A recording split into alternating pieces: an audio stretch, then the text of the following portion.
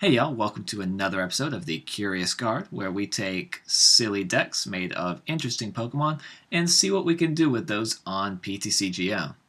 Today we're going to be looking at a card that a lot of people were excited to see released in the new set Phantom Forces, but so far no one has really done anything with, and that's going to be this new Chandelure. Has the ability Feigning Spell. Says if this Pokemon is knocked out by damage from an opponent's attack, flip a coin. If heads, the attacking Pokemon is knocked out. What? We must have misread that. Let's read that again. If heads, the attacking Pokemon is knocked out. We didn't read that wrong. That's what? That's just, if you flip heads, the Pokemon that knocked you out is knocked out. That's absurd. So basically, if anything knocks us out, we've got a 50% chance of knocking them out right back. Just setting up the Chandelure gives us a chance at knocking something out, even if we don't put any energy on it. Now, this ability is not actually new. This was on a Gengar from, I don't know, some set, few sets back. It was back when SP Pokemon were really popular. It had the same ability, Feigning Spell, and it was a very popular deck. It was paired with Vileplume and some other things that made it very dangerous. It had a pretty good attack too. But that was in a format that was populated by only Pokemon that were worth one prize. There were no Pokemon EX back then. They had some of the Pokemon Level X, but those were only worth one prize still. Now we have Pokemon EX, so imagine that you get knocked out by one of those and then flip heads on Feigning Spell. So your opponent gets one prize and you get two, and you might not have even had any energy on that Chandelure, and you just took two prizes for like nothing, just for setting up the Chandelure. So if you think about the math there, like if your opponent is using only Pokemon EX, that means that, on average, you're going to be taking one prize for each of their Pokemon, so you've got an expected value of 1, meaning that 50% of the time you will flip tails. That'll be 0 prizes for you. 50% of the time you would flip heads, and that would be 2 prizes for you.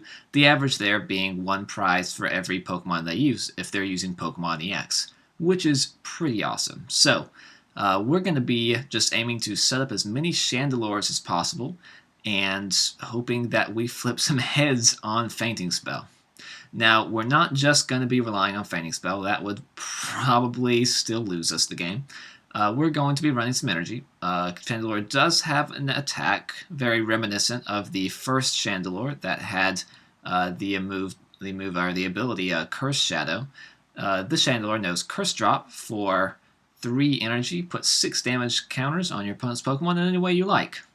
A little bit underwhelming, but we definitely need to put some pressure on our opponent, especially if they're not using Pokemon EX. We need to be taking some knockouts of our own, in addition to Feigning Spell knockouts. So that's going to be the plan. We're going to have a really thick line here with 4 Litwick, 3 Lampent, 4 Chandelure. This Lampent we've actually seen in the Night March deck, but here we're just going to be using it as the Stage 1. I don't think we'll ever be using Night March. Along with that, we're going to be running 1 Mewtwo and 1 Sigilyph. Just seem like good psychic partners in this deck.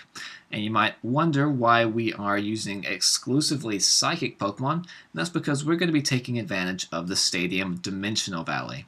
It says for each psychic Pokemon's attacks, both yours and your opponent's, each of those attacks costs 1 colorless less. So that means that Curse Drop is costing only Psychic colorless, Sigilyph's Psychic colorless, and Mewtwo, if you ever wanted to X-Ball for 20, now is your chance. You can actually just slap 1 energy on Mewtwo and just X-Ball for 20, or plus how many energies your opponent's active Pokemon has on it. Another interesting thing is that Mewtwo has Psy-Drive, which, when Dimensional Valley is out, only costs Psychic.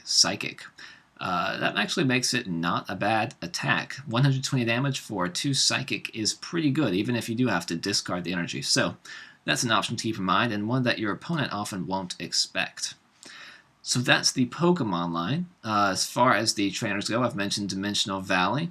We're going to have 3 Megaphone. One card that really messes us up is Garbodor, so we want to shut off Garbotoxin as quickly as possible, because while that is online, our fainting spell is going to be offline, which is bad. We're going to have 2 Sacred Ash. We definitely want to recover these thick lines of Chandelure when they go down, because they are going to be going down pretty often. Because we're just going to kind of be throwing them out there, trying to get them to do some damage, but when they get knocked out, we'll hope for a heads-on fainting spell. We've got 4 Rare Candy, just to try to skip the stage 1 and get these out as quickly as possible. 4 Ultra Ball and 4 Fan Club. We're going to really need to get out these Pokemon very quickly.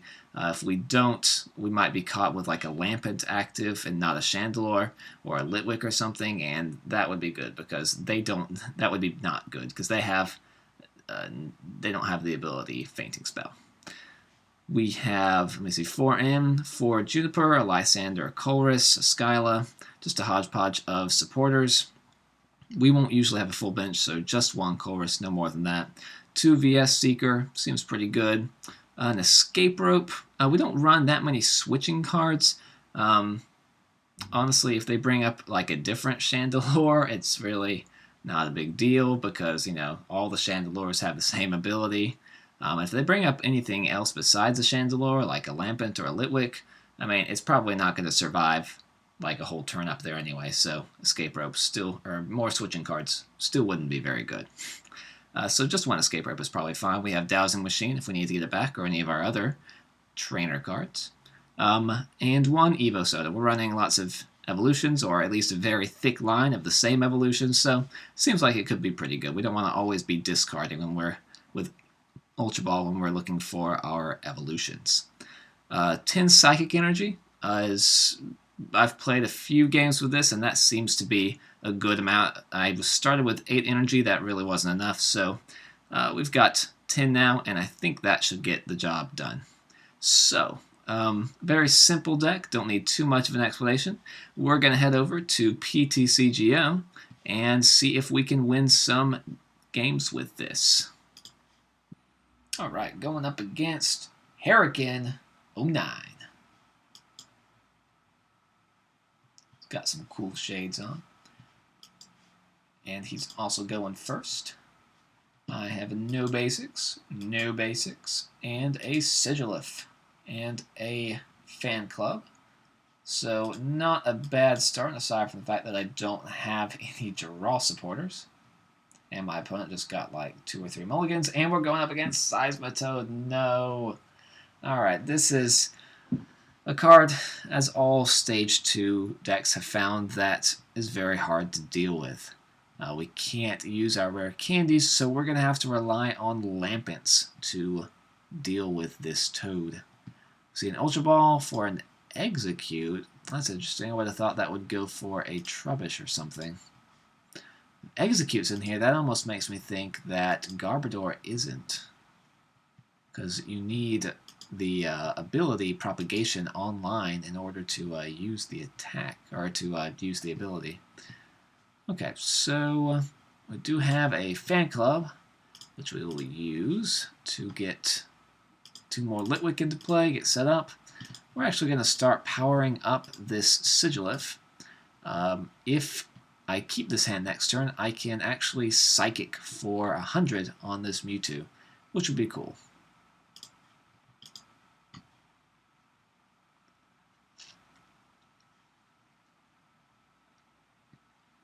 If he doesn't play Garbodor, this Sigilif is going to be pretty difficult for him to deal with, I think.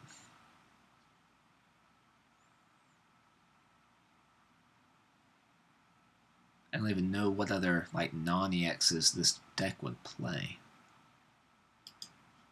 Ultra Ball away, Lysander, and this is Empoleon. How weird. Well, we do get a Lampent off of that, so that's good. Even if we get Quaking Punched, we can evolve and get some stuff. But it doesn't look, at first glance, like he got anything. So we'll go ahead and attach to the active Sigilyph and hope for a Dimensional Valley that we just top decked and get some damage on that Mewtwo. We'll go ahead and in, and we'll get a rare candy Chandelure. Very lucky to get that before a Quaking Punch comes down. And we'll just do a nice Psychic for 100. Our Sigilyph is slowly losing health, but hopefully he can take a knockout or two before he goes down. He's got like 2 turns to do it. Oh, okay, or he could just go down this turn if the Empoleon comes up. You just need a switching card and an energy for that to happen. Seems pretty doable. There's the energy. There's a muscle band that he won't need. And he just has to pass. So we will get the knockout on this Mewtwo. We'll go ahead and drop a Psychic on Chandelure. Can't think. Well, we'll just go ahead and play this Juniper, be aggressive, put down the Lampent, and we'll go ahead and VS Seeker just because we don't know what he's going to promote. Next turn he could put up the Seismitoad, but that's not likely. So we'll just go ahead and Psychic for the knockout here. So really helps to have a prize lead here. Now hopefully our ability, the Fainting Spell, will lead our path to victory after this. We'll see a Diving Draw using the Execute combo. Another Piplup coming down. That will be a tasty target for Curse Drop on our next turn, assuming we get an energy, and we do.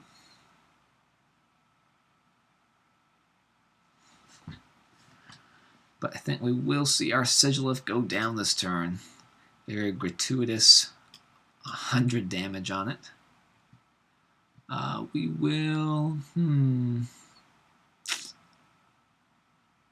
I don't think we'll play the Escape Rope yet. We will play the Megaphone, and we'll drop a Psychic onto the Chandelure. And we'll play a bit conservative and just play Chorus. Get the Evo Soda, that's great. Evolve one of our Lampents. And we'll just Curse Drop and get rid of this Piplup before it becomes a problem. It's very important to take some easy prizes with this deck because you don't want to be relying completely on Fainting Spell.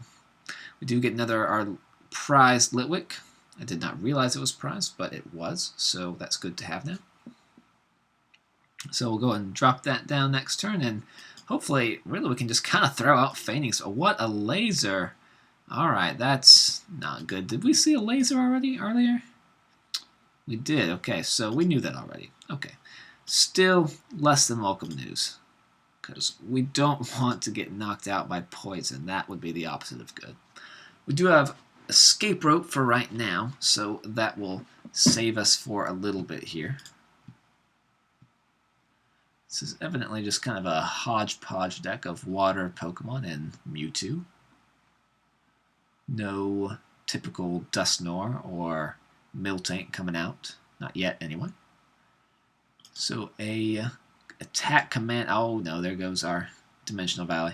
Attack command here will do 1, 2, 3, 4, 5, 6, 7 damage, and then 30 more from poison. We'll be knocked out going into our next turn unless we play the Escape Rope, which we will. So that will save us at least. Though we probably won't be able to attack this next turn is the sad part. Because we, even if we do get a Dimensional Valley, we won't be able to have a 2-energy Chandelure out. Unless I suppose we find our dowsing machine and use that to get back Escape Rope. But even if we did, I don't think we're not really pressed for time or on to take prizes just yet. Really, I kind of want to just rely on Fainting Spell from now on. Maybe we can pick up one more knockout with Curse Drop, but I'm pretty happy with this the way it is. So there's a Muscle Band. This could be really bad.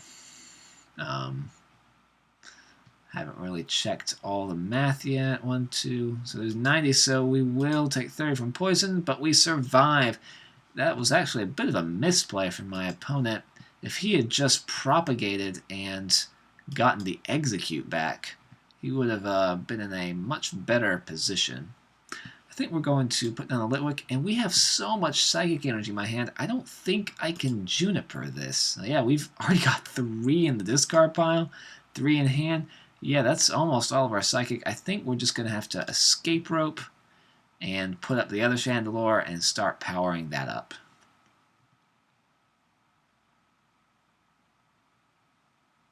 Because we just can't afford to lose this much energy.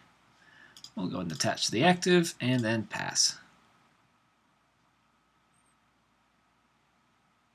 Maybe we can Juniper next turn. Just losing 1 energy wouldn't be so bad, but losing 2 at this point would be not good. We do want to make sure that we're using Curse Drop, because otherwise my opponent can just like decide not to attack.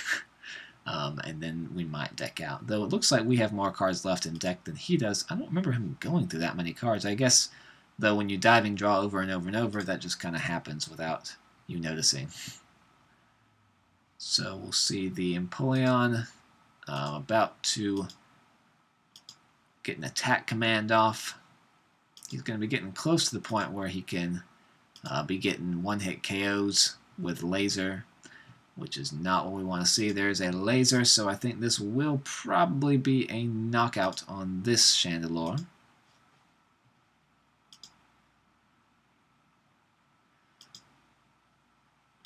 So, yep, that should be enough. Fame Spell will not activate because we were not knocked out by damage from an attack. We'll go ahead and promote this other Chandelure and draw an in. I mean, I want to keep my energy, but not that badly. So we'll Juniper here and hope for a Dimensional Valley, which we get. We'll go ahead and also drop down a Chandelure and Dimensional Valley, and just go ahead and Curse Drop, though I'm not sure onto what. I think our best bet here might be on the Seismitoad EX. Just getting those nice fat 2 prizes off of that for 3 Curse Drops is pretty good, so we're going to go for that.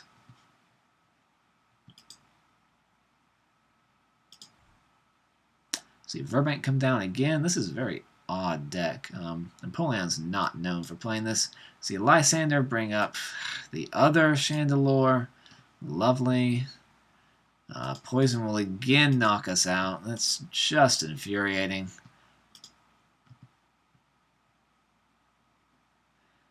And at this point, I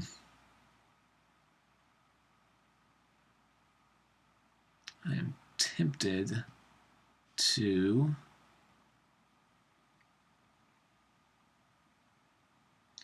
Lysander, but I can't attack is the thing. I don't have enough energy to attack, so that's a problem. Let's see how many lasers he has used. 1, 2, 3, 4. Dowsing Machine Gun. There will be no more Hypnotoxic lasers. All other attacks will have to be taken with poison, so that's good. Let's see. How many Lampents might we have in the deck? 1, 2. 2 here. And I haven't used that one. Okay, so we still have a shot at this, though it's a narrow one. We'll Ultra Ball here, Fan Club, and Juniper for Lampent. It's still here. How many energy do we have left? 1, 2. So that's enough with a Dimensional Valley, which we still have 2 of. So high stakes here, but we'll see what we can do. I think we're just going to have to Professor Juniper this time. We do get Dimensional Valley, so we can get a Curse Drop off. That's huge. Go and drop this on Lampent. And go ahead and Megaphone while we're at it. And we'll Ultra Ball away these 2. Go ahead and grab the Chandelure. And we will Curse Drop. 1, 2, 3, 4, 5, or 6. That's 6, right? Nope, this is 6. Okay, so one more curse drop and we'll have 2 prizes. Hopefully out of these 2 Chandelure, one of these feigning spells will work. That is our hope.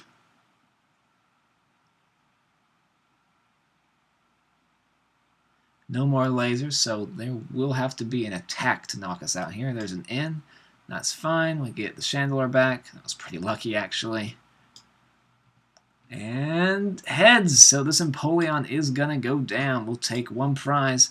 And we have the Chandelure. So if we hit the last Psychic Energy, we have won the game thanks to Fainting Spell.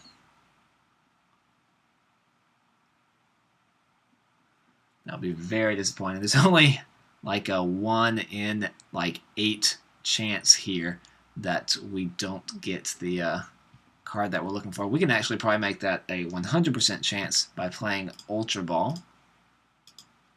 Get the Mewtwo. Check the rest of the cards in deck here. Make sure again, yep, Psychic is here. Put down the Chandelure and Juniper. Psychic, Curse Drop, 1, 2, 3, I can't hear you, 4, 5, 6, and the Seismitoad goes down, and we take our last 2 prizes from Chandelure's Curse Drop. Very interesting match. Disappointing that we didn't really get to use the ability much, but I think it's probably good to a good video to illustrate why this card hasn't received as much attention as some people initially thought it would. That cursed or the feigning spell ability is pretty easy to get around. You saw that game with Hypnotoxic Laser. I think was responsible for at least 3 knockouts on our Chandelures where we couldn't use the ability, and so that was a bit of a struggle. If we hadn't flipped heads on that 1 feigning spell, we would have been in a difficult situation. We would have been in a situation where we might have had to go to sudden death, like a simultaneous knockout, or we just would have lost if we had flipped tails again. And we were about to deck out too, so there's no guarantee we would have gotten the knockout on the Seismitoad. So really anything could have happened, but still a really cool deck. Hope y'all enjoyed the video.